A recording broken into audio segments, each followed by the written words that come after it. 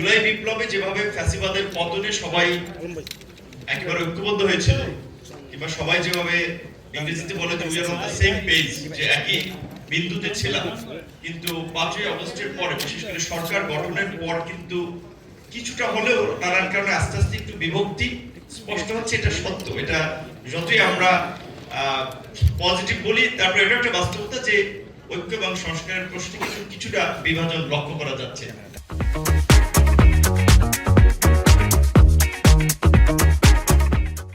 সংখ্যানুপাতিক নির্বাচনে দেখলাম যে আমরা অনেক দল, এমনকি যারা আমরা বিপ্লবের আগেও এটা নিয়ে খুব জোরালো ছিলাম, তারা অনেকে পজিশন চেঞ্জ করেছে সত্যিকার অর্থে। কারণ বিএনপি এটাতে আপাতত চাচ্ছে না। এর পেছনে অনেকগুলো যুক্তি আছে, এখন তারা অনেকে চাচ্ছে না। তাহলে আমরা বললাম অন্তত দ্বিকক্ষ বিশিষ্ট পার্লামেন্ট যদি আমরা করি, তাহলে আপার হাউসে সেটা করা যেতে পারে। অন্তত লোয়ার হাউসে যদি ডিরেক্ট হয়, অন্তত আপার হাউসে সংখ্যানুপাতিক হারে ভোটের অনুপাতে বিভিন্ন দলের রিপ্রেজেন্টেশন করা যেতে পারে। এটা জানি না কতটুকু হবে কি হবে না।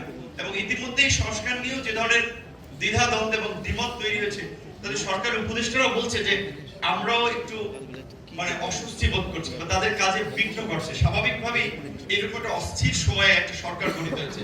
এখনই যদি তাদের উপরে চাপ তৈরি করা হয় যে আর্লি ইলেকশন, তাদের তো স্বাভাবিকভাবে ওইখানে একটা চাপ থাকে। যেটা আমাদের আরেকজন উপদেষ্টা আদিলুর রহমান সাহেব বলেছেন যে আমরা শুধুমাত্র একটা পরিবর্তন করে আপনাদের দায়িত্ব শেষ হয়ে যায়নি, এখন অনেক ধরনের ষড়যন্ত্র চলছে। আপনাদের প্রতিরোধ করার যে প্রচেষ্টা, সংস্কারের পাশাপাশি প্রতিরোধের জন্য প্রস্তুত থাকতে হবে, চোখ কান খোলা রাখতে হবে। এই যে সচিবালয়ে যে ঘটনাটি ঘটে গেল, আমি দেখেছি ফ্লোরের যে অবস্থা, তাতে মনে হচ্ছে এখানে কোনো বিস্ফোরক থাকতে পারে।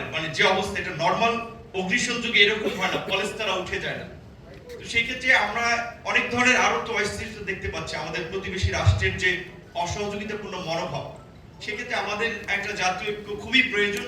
কিন্তু জাতীয় ঐক্যে আমি স্পষ্টতই কিছুটা বিভাজন দেখতে পাচ্ছি।